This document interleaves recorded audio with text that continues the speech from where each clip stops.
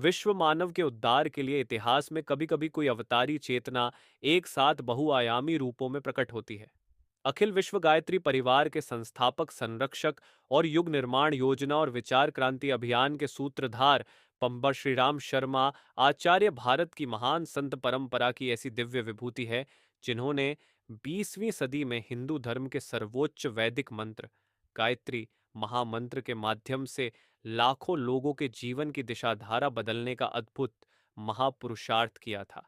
बीती सदी के इस महानतम गायत्री साधक का समूचा जीवन भारत के सांस्कृतिक पुनरुत्थान को समर्पित रहा। वयम राष्ट्र जाग्र्याम पुरोहित के उद्घोषक इस सच्चे राष्ट्र संत के जीवन का बारीकी से अवलोकन करने पर आदर्शों पर चलने वाले सच्चे कर्मनिष्ठ ब्राह्मण व लोकमंगल की कामना में सतत संलग्न एक अनुकरणीय पारदर्शी व्यक्तित्व के दर्शन होते हैं, जिन्होंने अपने जीवन से साधना से सिद्धि का सूत्र सार्थक कर दिखाया। बीती शताब्दी की घोर विषम परिस्थितियों में 21वीं सदी उज्जवल भविष्य और हम बदलेंगे युग बदलेगा जैसे उद्घोष करने का साहस आचार्य श्री जैसा कोई गायत्री महाविद्या का सिद्ध तपस्वी ही कर सकता था। ज्ञात हो कि आचार्य श्री ने गायत्री तीर्थ शांति कुंज के रूप में सुगर्ह मानवों को गरहने की जो टकसाल स्थापित की थी, आज वह 16 करोड़ की सदस्य संख्या वाले विशाल वटवृक्ष में रूपांतरित हो चुका है। गायत्री ब्राह्मण की कामधेनु है को जीवन मंत्र बनाया उत्तर प्रदेश के आगरा जिले के आवलखेड़ा गांव के एक संपन्न जमींदार ब्राह्मण परिवार में विक्रमी संवत 1967 20 सितंबर 1911 को आश्विन कृष्ण त्रयोदशी को जन्मे बालक श्री राम के पिता पंडित रूप किशोर शर्मा आगरा मंडल के सुप्रसिद्ध भागवत कथाकार थे। उन्होंने पुत्र श्री राम को पंडित मदन मोहन मालवीय से काशी में गायत्री मंत्र की दीक्षा दिलाई थी।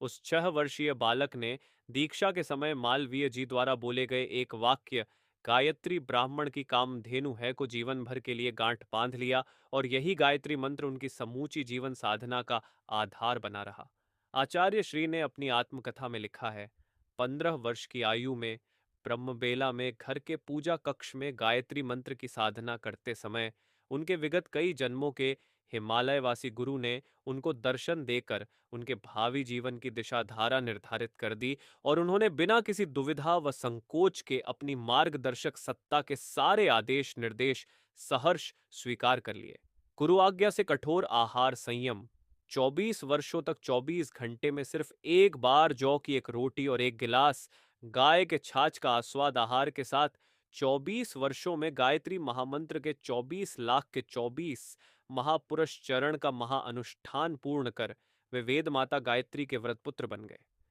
महायोगी देवरहा बाबा का कहना था कि जैसे श्री रामकृष्ण परमहंस को माँ काली सहज सुलभ थी, वैसे ही पंडित श्री राम शर्मा आचार्य को माँ गायत्री की कृपा सहज प्राप्त थी। समूचा वैदिक ज्ञान बीज रूप में गायत्री मंत्र में समाहित 2 जून 1990 को गायत्री जयंती के पावन दिन अपनी 80 वर्ष की उद्देश्यपूर्ण लौकिक जीवन यात्रा पूर्ण कर अपनी आराध्य सत्ता माँ गायत्री में विलीन हो जाने वाले इस युगदृष्टा महामनीषी की प्रत्येक श्वास गायत्रीमय थी। संविधा की तरह सतत तिल तिल जलकर अपना समूचा जीवन राष्ट्र के सांस्कृतिक पुनरुत्थान में समर्पित कर देने वाले माँ गायत्री के साधक का कहना था कि गायत्री महामंत्र भारत के समूचे वैदिक तत्व ज्ञान एवं अध्यात्म विद्या का मूल आधार है। जिस तरह वट वृक्ष की समस्त विशालता उसके नन्हे से बीज में सन्निहित रहती है,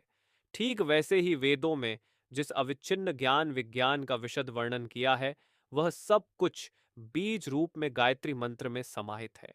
देवता, ऋषि, मनीषी व तपस्वियों ने इसी महामंत्र के आधार पर महान सिद्धियां एवं विभूतियां हासिल की हैं। गायत्री वह शक्ति है जो सभी जीवधारियों के भीतर प्राण तत्व के रूप में विद्यमान है। संस्कृत में गए कहते हैं, प्राण को और प्राण का त्राण करने वाली शक्ति गायत्री कहलाती है। जो मनुष्य इस शक्ति के उपयोग का विधान व विज्ञान ठीक से जान व समझ लेता है, वह उससे ठीक वैसा ही लाभ सकता है जैसा कि भौतिक विज्ञानी अपनी प्रयोगशालाओं, मशीनों तथा कारखानों के माध्यम से उठाते हैं। गायत्री महाशक्ति की तात्विक विवेचना करते हुए आचार्य श्री ने लिखा है कि हिंदू धर्म में मां गायत्री को पंचमुखी माना गया है, जिसका अर्थ है यह संपूर्ण ब्रह्मांड जल, वायु, पृथ्वी तेज और आकाश नामक जिन 5 तत्वों से बना है, संसार के सभी प्राणी भी इन्हीं 5 तत्वों से बने हैं। वैज्ञानिक अध्यात्मवाद के प्रणेता के रूप में विख्यात इस अप्रतिम राष्ट्र संत ने धर्म को रूढ़ियों व आडंबरों के संजाल से मुक्त कर उसका सहज, सरल और वैज्ञानिक स्वरूप जन सामान्य के सामने रखा। गायत्री महामंत्र, जिसका वाचन तत्कालीन परिस्थितियों में सिर्फ वैदिक ब्राह्मणों तक सीमित था, खास तौर पर स्त्रियों के लिए जो वेद मंत्र पूरी तरह वर्जित माना जाता था, इस महामनीषी ने अपनी प्रचंड तपश्चर्या के बल पर उसे सर्वसुलभ कर दिया। ध्यात हो कि गायत्री